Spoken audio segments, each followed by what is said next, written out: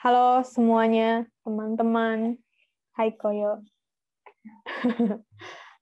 Hari ini kita mau bersama-sama sama teman-teman GKMI Pengharapan. Kita mau kembali memuji memuliakan Tuhan.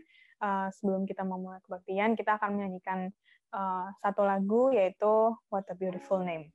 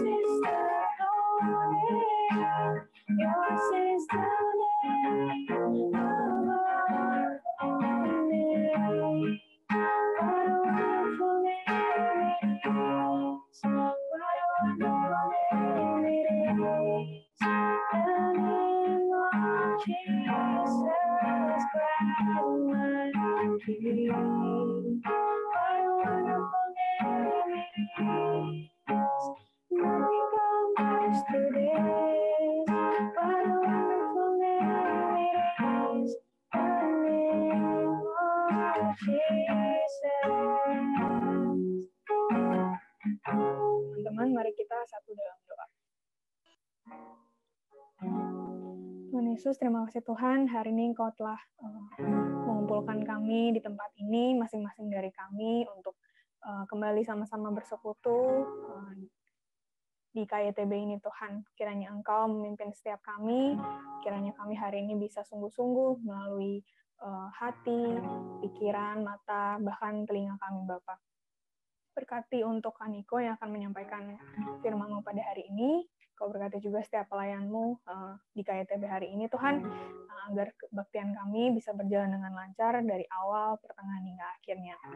Terima kasih Tuhan, dalam nama Tuhan Yesus Kristus kami mengucap syukur. Amin. Oke. Nah ini aku mau nyanyiin satu lagu yang memang sebenarnya lagunya cukup sulit gitu, cuman mungkin aku ceritain dikit ya. Jadi aku punya adik kelas dulu, bukan dulu sih, maksudnya sekarang aku punya adik kelas, tapi kalau teman-teman tahu kan sekitar setahun yang lalu ya, aku kan magang tuh yang aku bolak-balik ke kosan.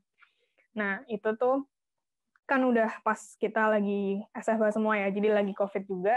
Nah, adik kelasku ini tuh tiba-tiba kayak, Ci, aku bisa ke kosan nggak? Gitu. Kebetulan kan dia ngekos juga, jadi dia bukan orang Jakarta juga. Terus akhirnya kita ngobrol, dan intinya dia sedang ada masalah keluarga gitu yang mengharuskan dia harus pindah ke Bali gitu secepatnya. Jadi itu mungkin pertemuan terakhir kita gitu, sampai hari ini kita belum ketemu lagi, dan di situ kita suka nyanyi bareng gitu, dan dia kasih lagu ini. Dia bilang di titik lagu ini bilang bahwa Tuhan itu tuh berkuasa atas kayak hills and valleys gitu ya, anggapnya kayak puncak dan lembah gitu tuh Tuhan berkuasa atas mereka. Itu ibaratnya kayak di titik tertinggi maupun di titik terendah itu tuh Tuhan berkuasa gitu. Jadi dia bilang pakai lagu ini, Ci, aku kuat, dia bilang gitu. Jadi aku sering dengerin lagu ini sebenarnya dari dulu, cuman emang cukup sulit gitu ya, tapi aku pikir lagunya bagus, jadi aku mau coba nyanyiin. Semoga teman-teman terberkati juga lewat lagu ini. Oke, kita nyanyiin sama-sama.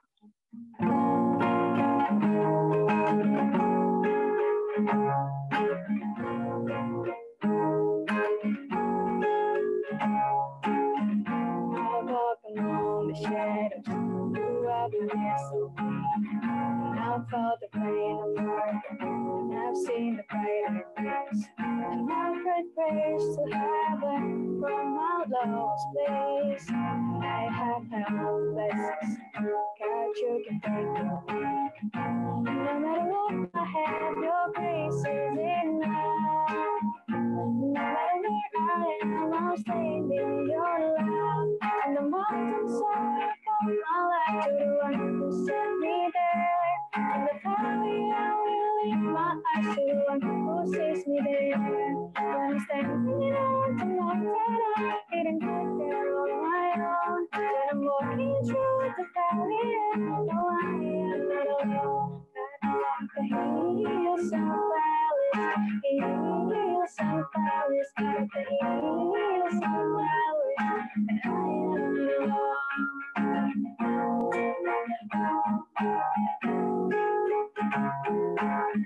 I approach my dreams and God, in you I hope. No matter what, I'm safe inside your hand. And the mountains are above my life, to the rock who set me there. In the valley, I lift my eyes to the one who sees me there. The mountain, I didn't get there on my own. When I'm walking through the valley, I know I am not alone. Every giving, take away every joy and every pain. Through it all, you will remain. I want it all. Every giving, take away every joy and every pain. Through it all, you will remain. I want it all. Mountains are above my head. Valley, I will lift my eyes. And the mountains are above my life, to the one who set me there. In the valley, I will lift my eyes to the one who sees me there. When I'm standing on the mountain, I didn't get there on my own. When I'm walking through the valley, I know I am not alone.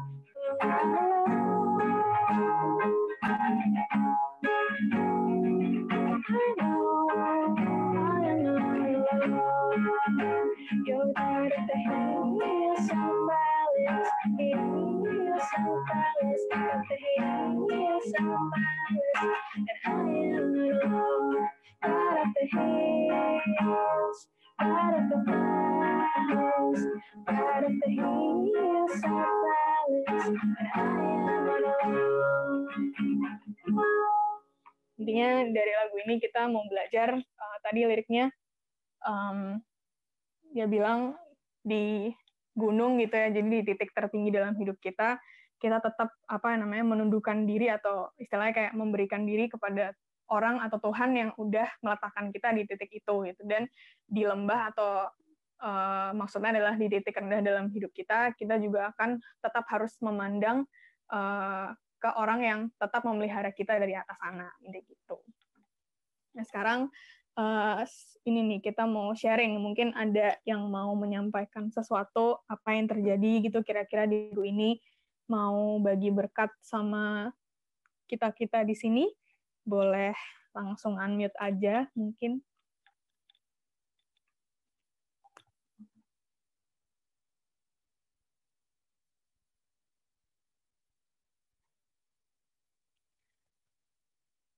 Gimana nih? Nia mungkin gimana kemarin kelulusannya? Udah keluar tuh belum announcement-nya? Guys, ya jadi udah keluar tulisannya lulus, jadi ya puji Tuhan.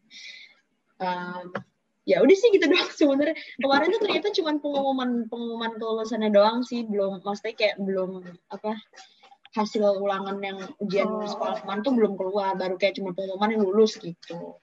Belum detailnya ya? Iya, belum detail, baru kayak ngomong lulus doang gitu. Oke. Congrats Nia. Thank you. Kira-kira ada lagi nggak nih yang mau sharing-sharing lagi?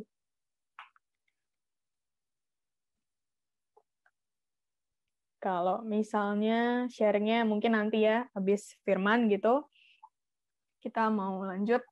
Sebelum kita mendengarkan firman Tuhan, kita mau angkat satu lagu pujian, Betapa Hatiku.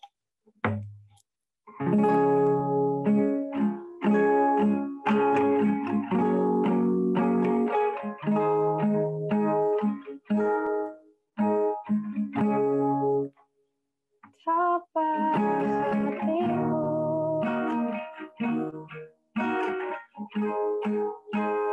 terima kasih Yesus mengasihimu,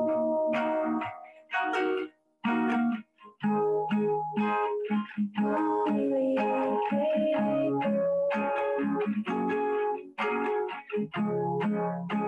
Hanya itu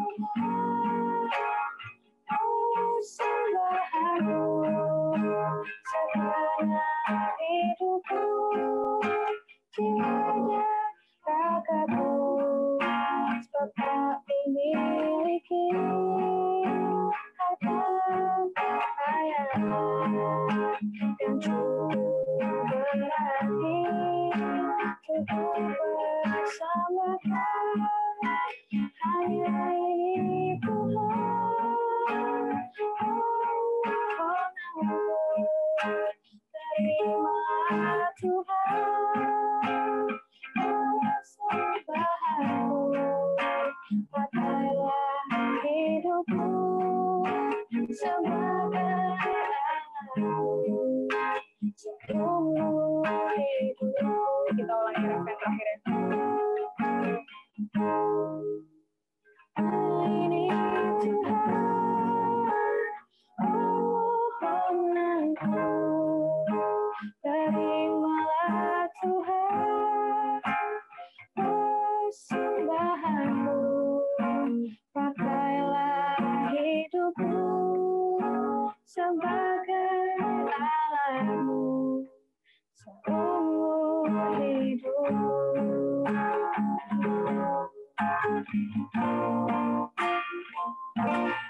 Menyenangkanmu, senangkanmu, hanya itu kerinduanku. Menyenangkanmu, senangkan hatimu, hanya itu kerinduanku. Menyenangkanmu, senangkanmu, hanya itu kerinduanku.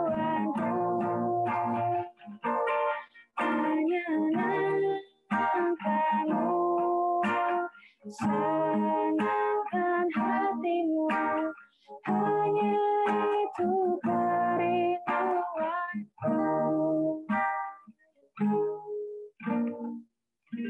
Aku serahkan ke Kak Niko.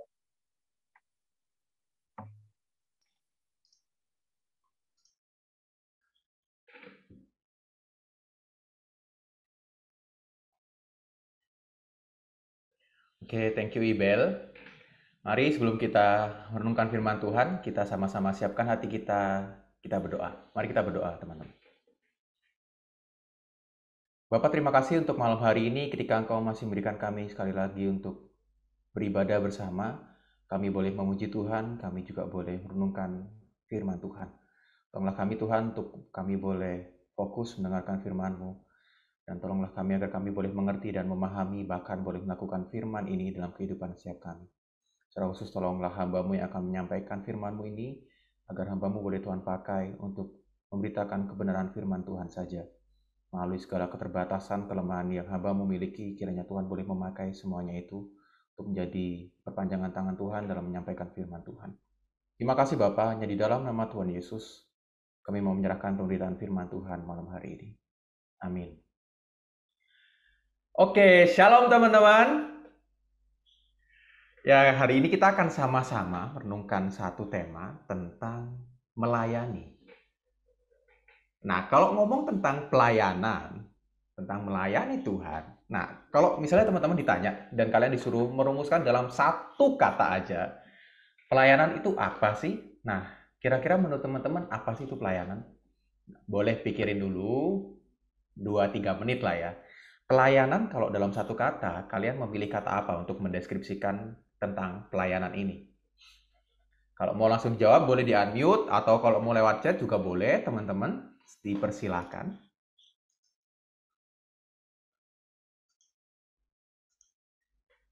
Ada yang mau jawab? Silahkan. Kalau udah kepikiran boleh langsung tulis di chat, atau langsung boleh di-unmute, langsung ngomong aja nggak apa-apa. Pelayanan dalam satu kata. Nggak usah mikir terlalu berat. Yang terlintas di pikiran kalian kalau kita ngomongin tentang melayani atau tentang pelayanan, itu apa? Dengan hati. Oke, thank you Karin. Yang lain kira-kira ada pendapat? Koyo, panggilan. Oke, ada lagi? Wah, ini nadanya masih positif semua ya. Yuk, pelayanan, melayani. Apa yang terlintas di pikiran kita? Apa yuk kira-kira? Aku butuh banyak jawaban supaya kita ada referensi yang cukup banyak nih. Kewajiban. Oke, thank you Antonia. Aku pernah dengar satu dulu, ada teman yang ngomong pelayanan itu beban, teman-teman. Ini real definisi beban ya, jadi kayak capek gitu istilahnya, beban. Nah, kira-kira menurut teman-teman yang lain ada lagi? Pelayanan itu apa sih? Kalau dirumusin dalam satu kata. Satu lagi ya, terakhir, satu lagi. Komitmen. Oke, thank you teman-teman. Kayaknya udah cukup lah ya, ini udah cukup untuk mewakili kita semua.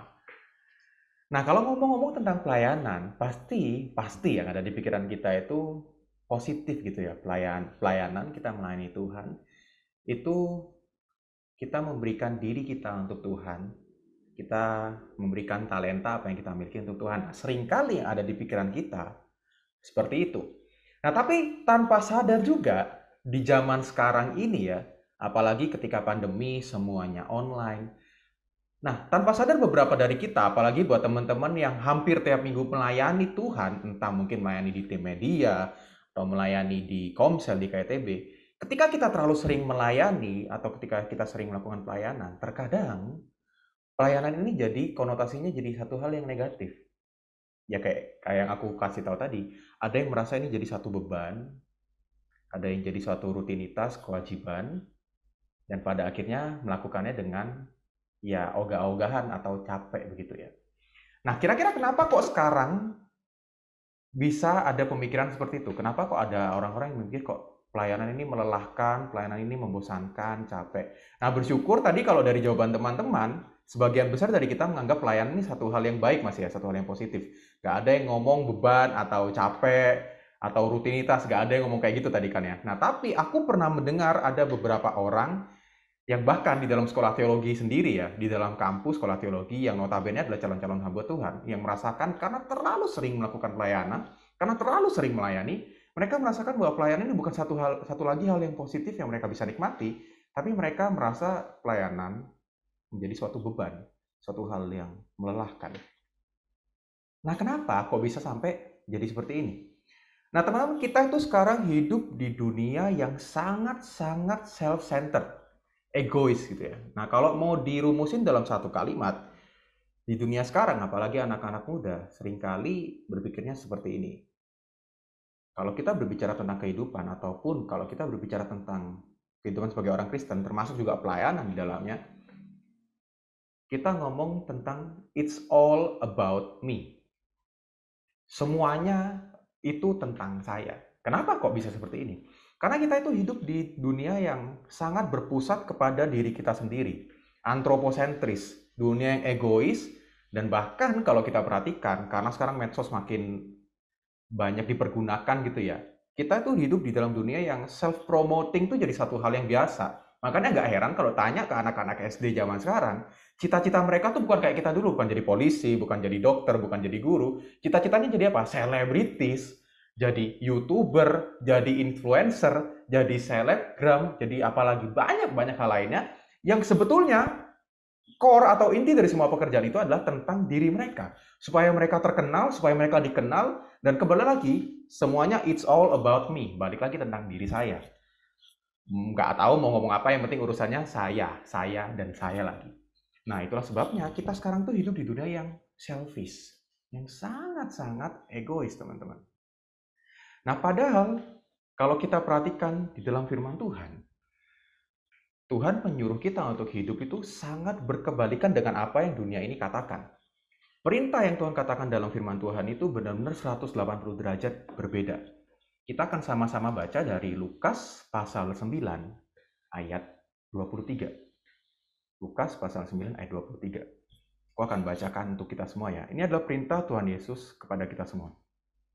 Setiap orang yang mau mengikut aku, ia harus menyangkal dirinya, memikul salibnya setiap hari dan mengikut aku.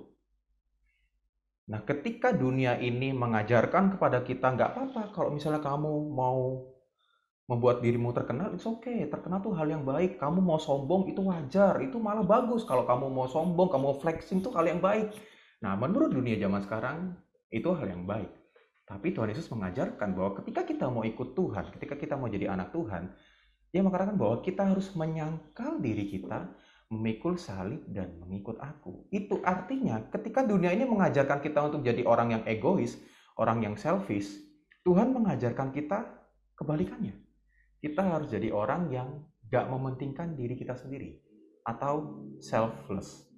Dan ini dua hal yang sangat berbeda, teman-teman. Ketika dunia mengajarkan kita jadi egois, Tuhan mengajarkan kita untuk tidak mementingkan diri kita sendiri, selfish dan selfless.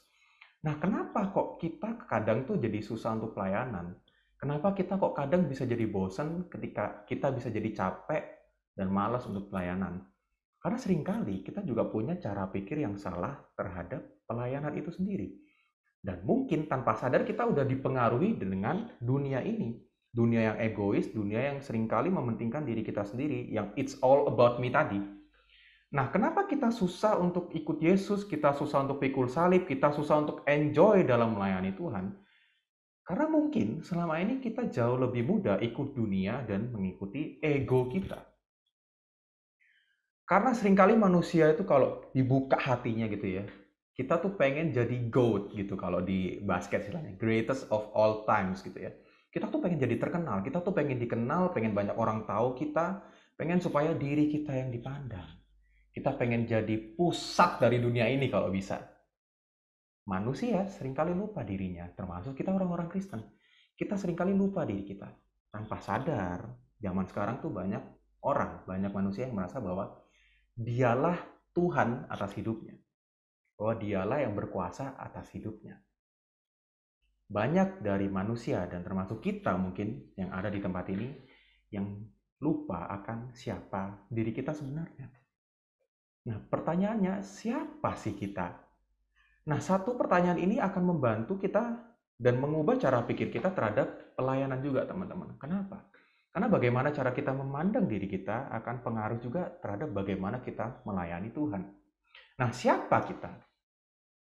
Tentu kita akan cari jawabannya dari firman Tuhan. Karena kalau kita nggak cari jawabannya dari firman Tuhan, ya sama aja. Buat apa kita jadi orang Kristen, buat apa kita ikut Tuhan kan? Oke, kita akan buka satu bagian firman Tuhan dari Roma pasal 6 ayat 17. Roma pasal 6 ayat 17 sampai 18. Minta tolong satu orang untuk bacakan untuk kita semua. Di slide juga ada. Teman-teman boleh buka di Alkitab, di gadget, atau langsung baca di slide kalau bisa. Roma pasal 6 ayat 17 sampai 18. Roma.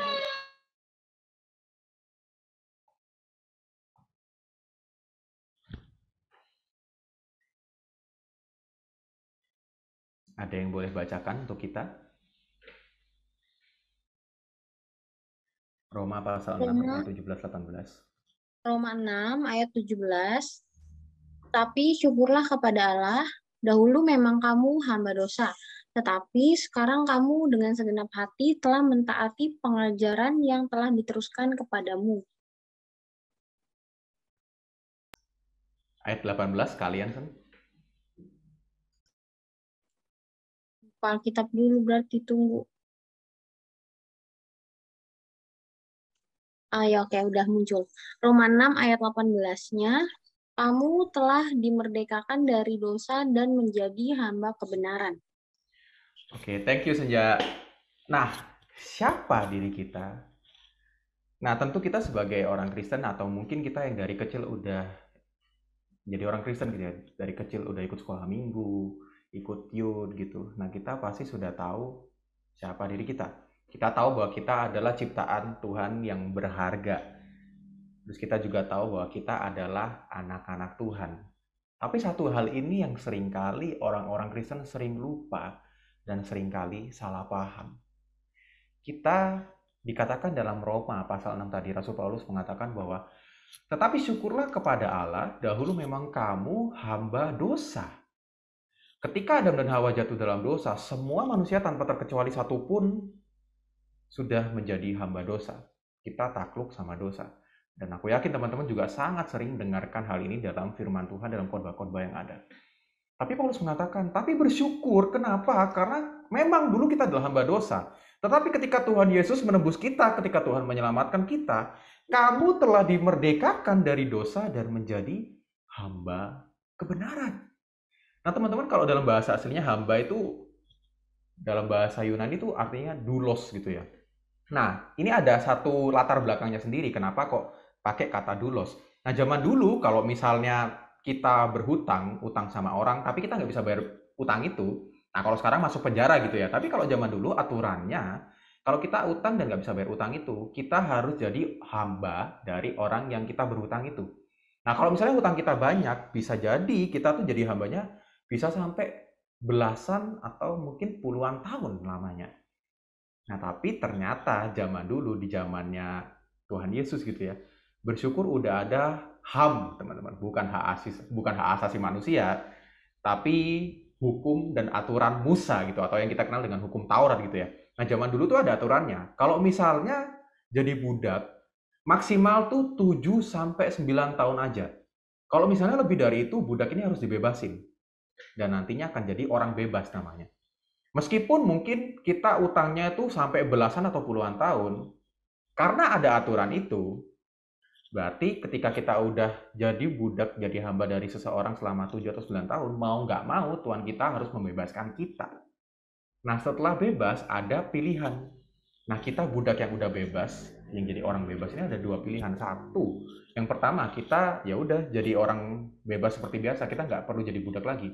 Tapi yang kedua adalah kalau kita merasa Tuhan kita itu baik, Tuhan kita tuh sangat perhatian, sangat sayang kepada kita waktu kita jadi budak, waktu kita melayani Dia.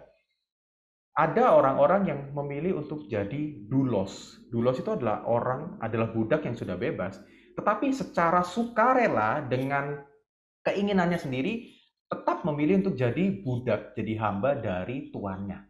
Nah, inilah kata doulos atau hamba yang dipakai oleh Paulus. Nah, yang Paulus maksudkan adalah ketika kita sudah dilepaskan oleh Tuhan Yesus dari hamba dosa menjadi hamba kebenaran, kita tuh bukan terpaksa jadi hamba, tapi kita jadi hambanya Tuhan karena kita merasa senang, karena kita bersyukur, karena Tuhan sudah menyelamatkan kita dari kuasa maut dan dosa.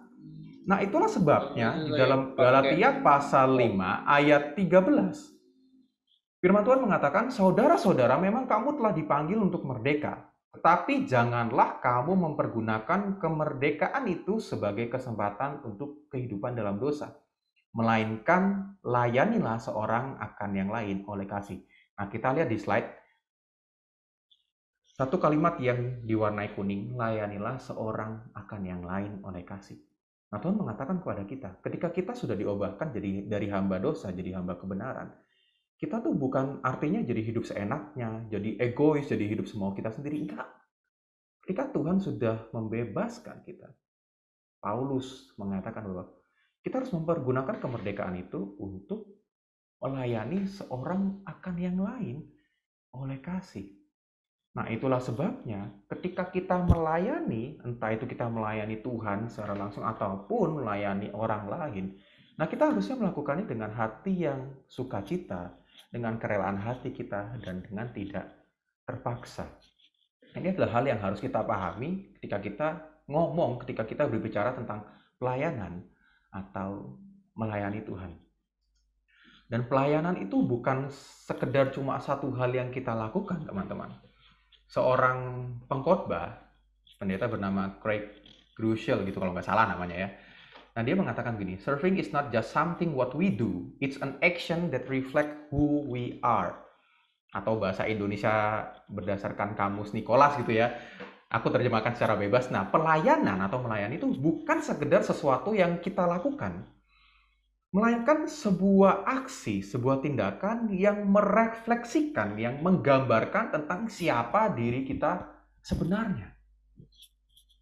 Dan pelayanan sebetulnya menunjukkan tentang bahwa kita ini adalah dulosnya Tuhan, atau hambanya Tuhan, yang sudah dibebaskan, yang sudah diselamatkan, yang sudah ditebus. Dan kita rindu secara sukarela, dengan kerelaan hati kita, mau memberikan hidup kita untuk melayani Tuhan. Oleh karena itu, yang namanya melayani Tuhan itu nggak boleh egois, nggak boleh selfish. Melainkan kita harus selfless, kita nggak boleh mementingkan diri kita sendiri. Nah, kalau teman-teman baca dalam Matius pasal 20, ayat 26 sampai 27. Nah, pada waktu itu murid-murid ini sedang berdebat gitu. Mereka ini sedang adu argumen gitu ya. Mereka sedang sedang berusaha memilih siapa sih yang paling besar di antara mereka itu. Nah, kalau kita baca teman-teman, kalau kita benar-benar detail perhatiin ya, sebetulnya para murid pun itu masih banyak yang salah paham ketika mereka ikut Tuhan Yesus. Nah, buktinya apa? Buktinya ketika mereka ikut Tuhan, mereka tuh masih salah paham. Mereka merasa kalau Tuhan Yesus nantinya akan jadi raja, jadi penguasa yang benar-benar menguasai, mengalahkan kerajaan Roma. Itulah sebabnya mereka tanya, Tuhan, kira-kira siapa yang akan menjadi tangan kanan dan kiri Tuhan? Tapi Tuhan mengatakan, barang siapa ingin menjadi besar di antara kamu, hendaklah ia menjadi pelayanmu. Dan barang siapa ingin menjadi terkemuka di antara kamu, hendaklah ia menjadi hambamu. Sama seperti anak manusia datang bukan untuk dilayani, melainkan untuk melayani dan untuk memberikan nyawanya menjadi tebusan bagi banyak orang. Nah, waktu murid-murid ini berdebat gitu ya, mereka nih sibuk tengkar siapa sih yang paling hebat. Mungkin pada waktu itu si Petrus merasa yang paling hebat, karena kita tahu Petrus itu adalah pimpinan atau yang memimpin di antara para murid-murid Tuhan gitu ya. Atau mungkin juga si Yohanes. Yohanes kan kita tahu di dalam kitab yang ia tulis sendiri, Yohanes mengatakan bahwa ia adalah murid yang paling dikasihi Tuhan. Nah, mungkin di dalam kelompok murid Tuhan Yesus ini sedang ada perdebatan itu, siapa yang paling hebat. Tapi ketika mereka berdebat tentang hal itu, Tuhan mengatakan, kalian ini salah paham. Karena siapa yang ingin menjadi yang paling hebat, menjadi yang paling besar, ia tuh malah harus menjadi pelayan. Dan barang siapa yang mau jadi paling terkenal, paling terkemuka di antara kamu, ia malah harus jadi hamba. Nah, teman-teman, apa yang diajarkan oleh Tuhan Yesus ini sekali lagi sangat berkebalikan, sangat berbeda dengan apa yang dunia ajarkan. Kalau kita lihat di dunia kita sekarang, orang yang paling hebat, orang yang paling keren itu ya siapa? Ya mereka yang bisa terkenal. Itulah kenapa banyak anak-anak yang pengen jadi selebritis, pengen jadi pengusaha yang terkenal, pengen jadi YouTuber, pengen jadi selebgram. Karena menurut dunia kita, orang yang paling hebat itu orang yang berada di puncak, orang yang berada di paling atas. Tetapi Tuhan mengajarkan bahwa kalau kamu pengen jadi paling besar, kalau kamu pengen jadi paling hebat, kamu tuh harus jadi yang paling bawah. Kamu tuh harus melayani, kamu harus jadi pelayan, kamu harus jadi hamba. Dan ini adalah satu pengajaran Tuhan Yesus yang mungkin kita semua juga masih susah untuk paham gitu ya. Kok lucu sih pengajarannya Tuhan Yesus? Kok Tuhan malah ngajarinnya seperti itu sih? Tapi inilah yang Tuhan ajarkan. Itulah kenapa di awal tadi, dari firman Tuhan yang kita baca, kalau kita mau ikut Tuhan Yesus, kita harus memikul salib. Kita harus melepaskan segala keegoisan kita, segala keinginan dari dalam hati kita, dan memilih untuk mengikuti Tuhan Yesus, tunduk taat kepada Tuhan. Nah, inilah satu hal yang harus kita ingat. Siapakah kita? Kita adalah hamba dari Tuhan. Kita adalah doulos, budaknya Tuhan. Kemudian pertanyaan yang kedua yang kita harus tahu ketika membahas tentang pelayanan atau melayani adalah, apa itu melayani? Nah, seringkali kita ngomong tentang pelayanan, seringkali kita ngomong tentang melayani, tapi seringkali kita juga gak benar-benar paham tentang apa yang kita bicarakan. Nah, yang pertama, melayani itu selfless, teman-teman. Nah, dari beberapa bagian firman Tuhan tadi, sebenarnya kita sudah bisa melihat gitu ya. Yang namanya melayani Tuhan, itu berarti kita nggak boleh egois. Yang namanya melayani Tuhan, itu artinya kita nggak boleh mementingkan diri kita sendiri. Nah, kita bisa melihatnya dari kisah Gideon. Gideon ini sebenarnya ada orang biasa yang Tuhan pakai secara luar biasa. Nah, tapi sama seperti kita juga, ketika Tuhan meminta Gideon untuk memimpin bangsa Israel dalam mengalahkan musuhnya, Gideon itu ragu cukup lama dan banyak sekali hal-hal yang dia minta dari Tuhan. Tuhan kasih tanda ini dong, Tuhan kasih tanda itu dong, karena dia begitu ragunya terhadap panggilan atau pelayanan yang Tuhan berikan kepada Gideon. Nah, ketika Tuhan menyuruh Gideon untuk menjadi pemimpin dari bangsa Israel ya, untuk melawan musuhnya, Gideon berkata demikian, teman-teman, dalam Hakim-Hakim pasal 6 ayat 15. Ah, Tuhanku, dengan apakah akan kuselamatkan orang Israel? Ketahuilah, kaumku adalah yang paling kecil di antara suku Manasil, dan aku pun seorang yang paling muda di antara kaum keluargaku. Tapi Tuhan menjawab dalam ayat yang berikutnya, demikian teman-teman. Berfirmanlah Tuhan kepadanya, tetapi akulah yang menyertai engkau, sebab itu engkau akan memukul kala orang Midian itu sampai habis. Nah, kita bisa belajar tentang selfless atau tidak mementingkan diri sendiri dari kisah Gideon ini. Dari mananya? Nah, kalau kita perhatikan yang ayat pertama tadi, ayat 15. Waktu Gideon ngomong sama Tuhan, Gideon tuh selalu ngomongnya tentang aku.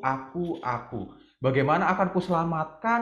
Tuhan tahu kaumku ini adalah kaum yang paling kecil dan aku sendiri adalah yang paling muda, yang paling lemah, yang paling gak bisa apa-apa. Nah, fokusnya Gideon kepada dirinya sendiri. Tapi Tuhan jawab apa? Bukan kamu yang akan mengalahkan mereka. Akulah, Tuhan sendirilah yang akan menyertai Gideon. Dan kalau teman-teman baca dalam Hakim-Hakim pasal 6 sampai pasal 7 ya, benar-benar ini, wah, Tuhan tuh memang sering bercanda ya teman-teman. Kalau kita perhatikan, waktu Gideon akan menyerang gitu ya, pasukannya tuh dari awal udah kalah jumlah dari musuhnya. Tapi pasukan yang udah kalah jumlah, yang bahkan mungkin cuma 10%-nya atau bahkan 1% dari jumlah pasukan musuh itu, Tuhan minta terus dikurangin, diseleksi terus sama Tuhan, sampai akhirnya cuma sisa 300 pasukan. Dan dari 300 pasukan ini lagi, Tuhan itu benar-benar cara mengalahkan orang Midian kalau nggak salah ya, mengalahkan musuhnya tuh sangat-sangat kayak orang bercanda, kayak guyon gitu Tuhan. Kalau kalian baca nanti dikatakan dalam Hakim-Hakim pasal 7 itu ya, ketika Gideon menyerang mereka, Gideon tuh nggak langsung frontal nyerang, tapi dia awalnya mengelilingi pasukan musuhnya, terus niup sangkakala, sama memecahkan satu benda gitu ya. Nah, awalnya tuh seperti itu. Dan ketika mereka melakukan itu, pasukan musuhnya tuh langsung bingung semua. Mereka saling tikam, mereka saling bunuh. Dan sebenarnya dari kisah ini kita bisa lihat, sebetulnya Gideon dan bangsa Israel pada waktu itu, mereka nggak melakukan apa-apa. Benar-benar Tuhan yang melakukan semuanya. Nah itulah kenapa kita bisa belajar bahwa yang namanya melayani Tuhan, sebenarnya itu nggak perlu tentang kita harus bisa ini, kita harus bisa itu. Nggak perlu teman-teman. Yang Tuhan perlukan ketika kita melayani Tuhan itu cuma satu. Kita mau untuk Tuhan pakai. Dan sisanya udah serahkan semuanya kepada Tuhan. Seperti Gideon yang dia mau untuk Tuhan pakai, dan sisanya Gideon nggak perlu melakukan banyak hal. Dia cuma harus mau dan Tuhan yang akan ngurus semuanya itu. Itu hal yang pertama yang harus kita tahu tentang melayani. Hal yang kedua, melayani itu receive atau menerima. Nah ini teori apa lagi nih? Karena kita tahu aja selama ini namanya melayani itu kita memberikan untuk Tuhan. Kita memberikan hidup kita menggunakan talenta kita memberikan sesuatu untuk orang lain. Yang selama ini ada di pikiran kita, melayani itu memberi. Tapi juga aspek menerima itu juga ada di dalam melayani Tuhan. Nah, gimana maksudnya? Nah, kita akan sama-sama belajar dari kisah Maria dan Marta. Ini satu bagian yang singkat yang ada dalam Alkitab dalam Lukas pasal 10 ayat 38 sampai 42. Nah, mungkin kita nggak usah baca karena aku yakin kita udah sangat akrab dengan cerita atau kisah Maria dan Marta ini. Ketika Tuhan Yesus datang ke rumah mereka, pada waktu itu ada dua pribadi, dua orang, dan bahkan tindakan mereka tuh sangat berbeda. Waktu Tuhan Yesus datang, Marta tuh langsung sibuk menjamu Tuhan Yesus. Dia sibuk masak, sibuk siapin ini, sibuk siapin itu, sibuk bersih-bersih rumah. Sedangkan si Maria, dia langsung duduk diam di bawah kaki Tuhan Yesus dan mendengarkan Tuhan Yesus berbicara. Nah, apa yang kita bisa pelajari dari kedua orang ini tentang melayani Tuhan? Nah, dua orang ini sebenarnya menunjukkan tentang dua ekstrim yang seringkali terjadi di dalam melayani Tuhan. Dalam kehidupan orang-orang Kristen, ada orang-orang yang sibuk melayani Tuhan seperti Marta. Mereka sibuk pelayanan ini, sibuk pelayanan itu, ikut pelayanan di gereja, ikut pelayanan di sekolah, terus nanti ada organisasi apa mereka sibuk pelayanan itu lagi. Kalau diperhatiin ya, mungkin mereka tuh hidupnya kayak di gereja, teman-teman. Bahkan hamba Tuhan pun kalah gitu kali ya. Karena saking sibuknya mereka pelayanan, sampai karena kesibukannya itu, orang ini merasa capek. Bahkan kalau kita perhatikan di Alkitab tuh, Marta tuh sampai kayak ngomelin Tuhan Yesus gitu ya. Marta tuh ngomong, Tuhan tidakkah kau peduli bahwa saudaraku ini membiarkan aku melayani seorang diri? Suruhlah dia membantu aku. Kayak wah gila, Marta ini sampai nyuruh Tuhan Yesus loh. Nyuruh Tuhan Yesus marahin si Maria. Karena si Marta ini salah fokus teman-teman. Yang jadi di pikiran Marta yang namanya melayani Tuhan itu adalah actionnya. Dia merasa kayak, aku harus melakukan ini, aku harus melakukan itu, aku harus melakukan ini, aku harus bersihin itu, harus siapin ini. Nah tapi Tuhan mengatakan kepada Marta, Marta, engkau khawatir dan menyusahkan diri dengan banyak perkara. Tetapi hanya satu saja yang perlu. Maria telah memilih bagian yang terbaik, yang tidak akan diambil daripadanya. Nah sebetulnya masalah Marta ini bukan sekedar karena kesibukannya doang teman-teman. Nah tapi yang jadi permasalahan dari Marta adalah fokus yang dia miliki. Mungkin kalau Marta akhirnya juga duduk di bawah kaki Tuhan Yesus sama seperti Maria, bisa jadi si Marta ini tetap akan ke-distract dengan apa yang ada di dalam pikirannya gitu. Nah mungkin beberapa dari kita juga pernah mengalami itu ya. Karena kita saking sibuknya pelayanan, kadang kita nggak punya waktu untuk saat teduh. Kita mau saat teduh, kita mau baca Alkitab, kita mau doa tuh malah kepikir, oh iya pelayananku yang ini gimana, oh iya kerjaanku yang ini gimana. Nah kadang kita sebagai anak-anak Tuhan tuh juga bisa seperti Marta.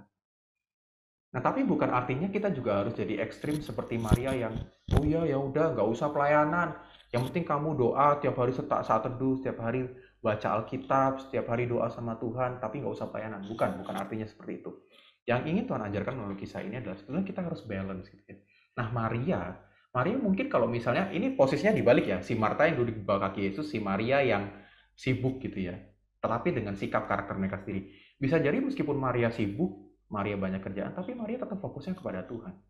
Karena dia dari awal udah punya fokus yang benar. Nah itulah sebabnya di dalam melayani Tuhan, kita harus ingat bahwa kita tuh melayani Tuhan bukan artinya kita terus-terus memberikan sesuatu untuk Tuhan, memberikan sesuatu untuk orang lain. Tapi kita juga ingat harus ada aspek menerima. Kita harus menerima kekuatan, menerima sukacita, menerima penghiburan dari Tuhan. Karena kehidupan pelayanan kita itu kalau kita boleh lambangkan, kalau kita boleh ibaratkan tuh seperti charger, teman-teman. Kita melayani Tuhan tuh kayak charger. Nah, charger kalau misalnya dicolok ke HP, charger dicolok ke HP ya, colok ke HP. Tapi kalau dia nggak dicolokin ke stop kontak, ke aliran listrik, kira-kira nih HP bisa keisi nggak? Nggak bisa kan? Nah, kita dalam melayani Tuhan itu sebenarnya harus menerima aliran listrik kayak charger ini ya. Charger yang menerima aliran listrik lalu menyalurkan ke dalam handphone. Nah, kita melayani Tuhan itu juga harus menerima dari Tuhan. Menerima Tuhan tuh maksudnya kita menikmati hadirat Tuhan atau enjoying God's presence. Nah, kalau di dalam pelayanan kita nggak bisa menikmati hadirat Tuhan, kita nggak bisa enjoy, kita nggak bisa menikmati pelayanan itu sendiri, maka sebenarnya pelayanan kita itu sia-sia, teman-teman. Karena kita pada akhirnya merasa pelayanan itu jadi sebuah beban, satu hal kewajiban, jadi rutinitas, dan pada akhirnya itu tidak akan menyenangkan hati Tuhan. Pada akhirnya pelayanan hanya jadi salah satu tugas, salah satu pekerjaan yang harus kita selesaikan. Seorang pendeta bernama John Piper dalam buku yang dia tulis mengatakan demikian. God is most glorified in us when we are most satisfied in Him. Tuhan paling dimuliakan di dalam diri kita, di dalam hidup kita, ketika kita merasa paling puas, paling bahagia di dalam Dia sendiri. Dan kalau kita terapkan dalam melayani Tuhan, hidup kita, pelayanan kita akan paling memuliakan Tuhan. Ketika kita sendiri enjoy, ketika kita sendiri menikmati Tuhan di dalam pelayanan itu. Nah, itulah sebabnya di dalam melayani Tuhan kita harus ingat, kita tidak terus-terusan memberikan diri kita, memberikan hidup kita kepada Tuhan, tapi kita juga harus menerima dari Tuhan. Dalam Yohanes pasal 13 ayat 17, ketika Tuhan Yesus membasuh kaki murid-muridnya di malam sebelum Ia disalibkan, Tuhan Yesus mengatakan, ketika engkau melakukan ini, diberkatilah mereka yang akan melakukannya. Nah, kenapa kok Tuhan mengatakan bahwa ketika kita melayani Tuhan, ketika kita melayani orang lain, kita akan diberkati oleh Tuhan? Nah, kita bisa melihatnya dalam Roma pasal 6 ayat 22. Rasul Paulus mengatakan demikian. Tapi sekarang setelah kamu dimerdekakan dari dosa, dan setelah kamu menjadi hamba Allah, kamu beroleh buah yang membawa kamu kepada pengudusan, dan sebagai kesudahannya ialah hidup yang kekal. Teman-teman ingat ya, siapa diri kita? Kita adalah hamba-hamba Allah. Bukan cuma pendeta, bukan cuma aku, bukan cuma Koyo, bukan cuma Pak Edi yang adalah hamba-hamba Allah. Kita semua manusia, ketika kita percaya kepada Tuhan, ketika kita jadi orang Kristen, kita yang awalnya hamba dosa diubahkan menjadi hamba Allah, hamba kebenaran. Dan ketika kita menjadi hamba Allah dan ketika kita melayani Tuhan dengan hati yang tulus, dengan hati yang penuh sukacita, kita akan beroleh buah yang membawa kepada pengudusan. Dan nantinya ketika Tuhan datang yang kedua kali, kita akan pergi bersama-sama dengan Tuhan dan mendapatkan kehidupan yang kekal di surga. Itulah kenapa ketika kita melayani Tuhan, kita akan diberkati oleh Tuhan. Karena nantinya kita akan menerima hadiah yang begitu luar biasa, yang bahkan gak bisa kita pikirkan di saat ini. Apa yang terjadi, apa yang kita miliki di dunia ini seakan-akan gak ada artinya. Itulah kenapa Paulus bisa mengatakan, bagiku hidup adalah Kristus dan mati adalah keuntungan. Kalau misalnya kita udah benar-benar melakukan semuanya itu dengan hati yang tulus, ketika kita benar-benar melayani Tuhan dengan hati yang bersukacita, percayalah bahwa nantinya Tuhan juga akan memberikan yang terbaik buat kita. Karena itu teman-teman, melayani itu bukan sekedar satu tindakan, satu kewajiban, satu rutinitas yang harus kita lakukan. Melayani sebenarnya merupakan sebuah respons yang kita berikan terhadap apa yang Tuhan sudah lakukan dalam hidup kita. Sekali lagi, melayani merupakan respons yang kita lakukan kepada Tuhan. Respons dari apa? Respons dari satu hal yang dicatat dalam Filipi pasal 2 ayat 6 sampai 8 ini. Boleh minta tolong satu orang lagi untuk bacakan buat kita semua. Filipi pasal 2 ayat 6 sampai 8.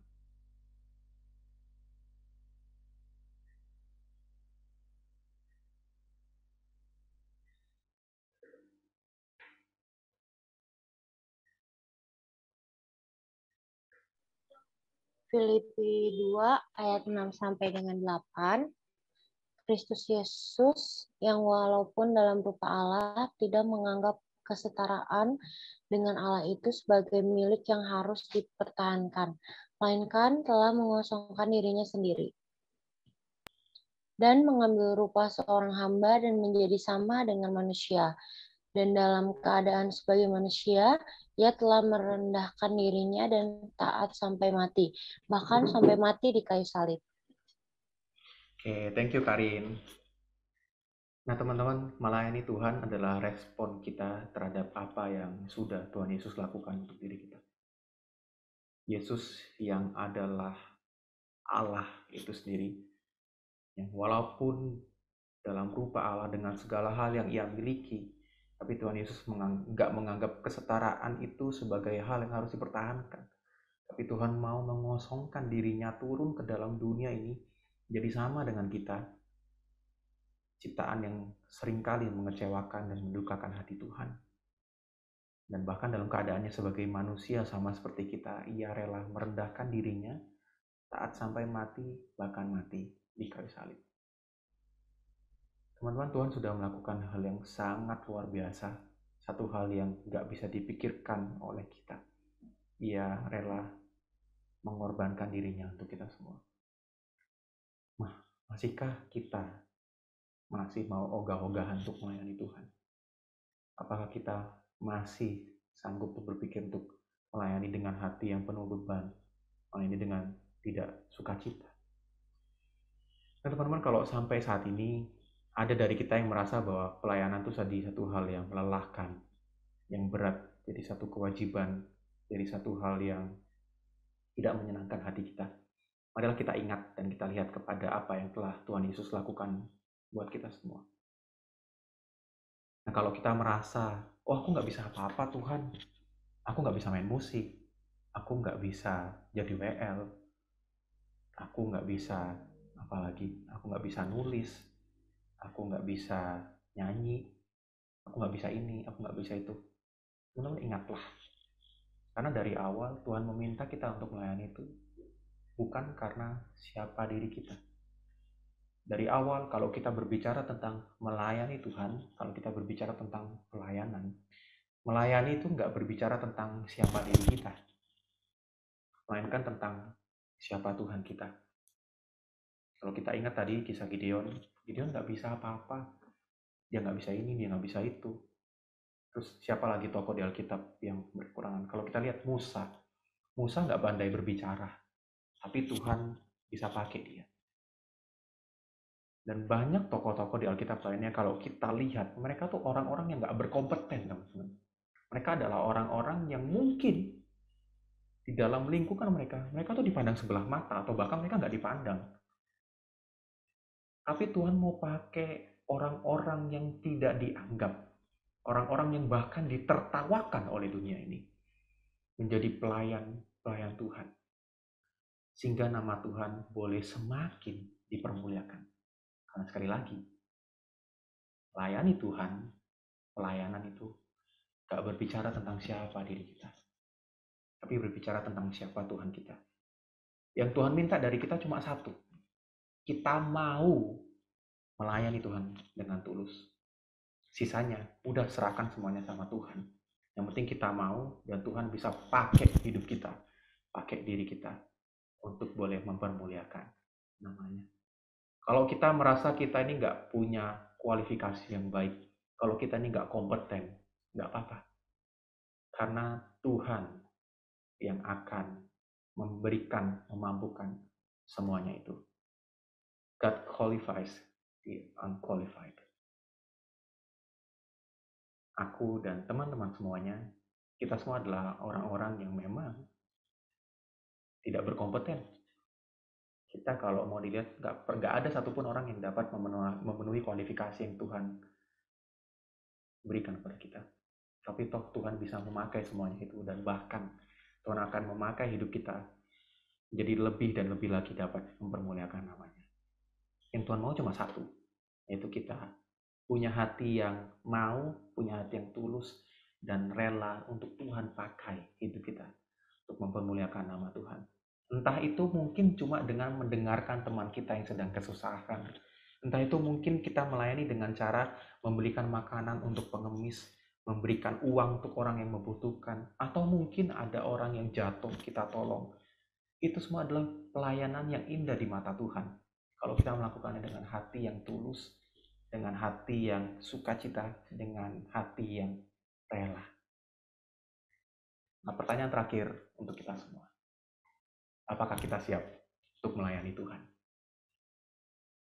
Silakan teman-teman jawab dalam hati kalian sendiri. Amin. Mari kita menutupnya dengan doa. Minta tolong Koyo untuk berdoa buat kita semua.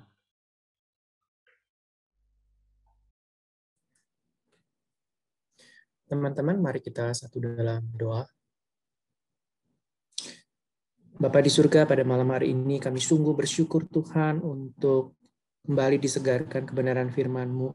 Terima kasih ya Tuhan, Engkau telah membukakan kebenaran firman-Mu.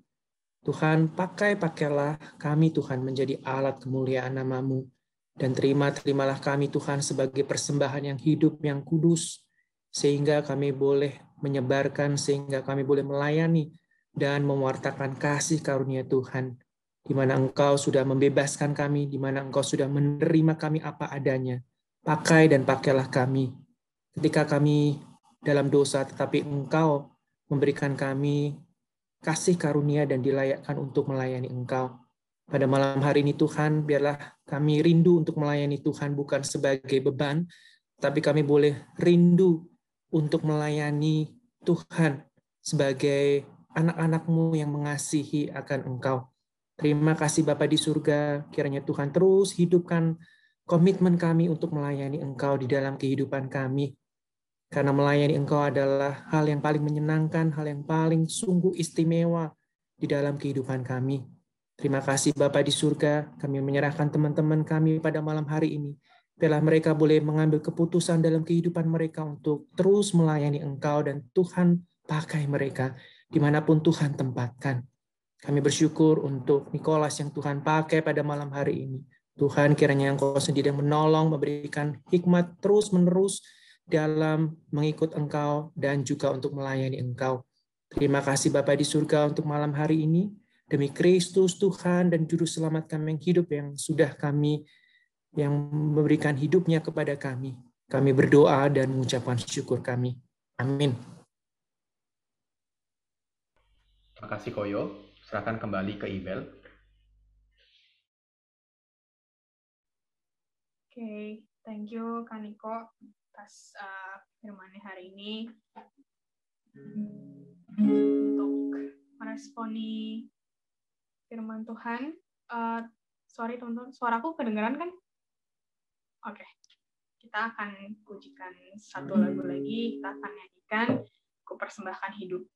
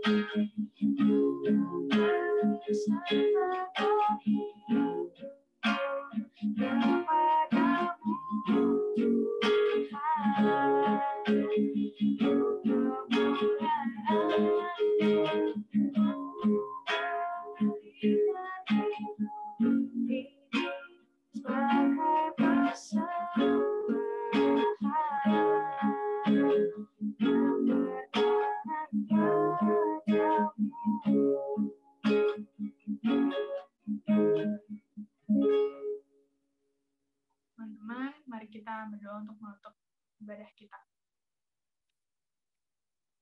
Tuhan, terima kasih Tuhan atas kebaktian yang sudah terlaksana pada hari ini. Terima kasih untuk KYTB hari Rabu ini Tuhan. Terima kasih untuk kesempatan, bukan sebuah rutinitas kami bersama-sama datang hari ini ke hadirat-Mu. Kami sudah memuji dan juga mendengarkan firman. Kiranya kami hari ini mengerti bahwa kami melayani bukan tentang siapa diri kita, tapi melainkan kita menyampaikan bahwa siapa itu Tuhan, dan hanya Tuhan yang bisa mengkualifikasi masing-masing dari kami. Kiranya kami bisa memahami hal itu dan terus siap untuk melayani Engkau dimanapun dan kapanpun itu. Terima kasih Tuhan. Kami akan kembali ke kegiatan kami sehari-hari. Kiranya Engkau memberkati aktivitas dan juga seluruh pergumulan dari masing-masing anak-anak youth di tempat ini. Terima kasih Tuhan. Dalam nama Tuhan Yesus Kristus, kami mengucap syukur. Amin.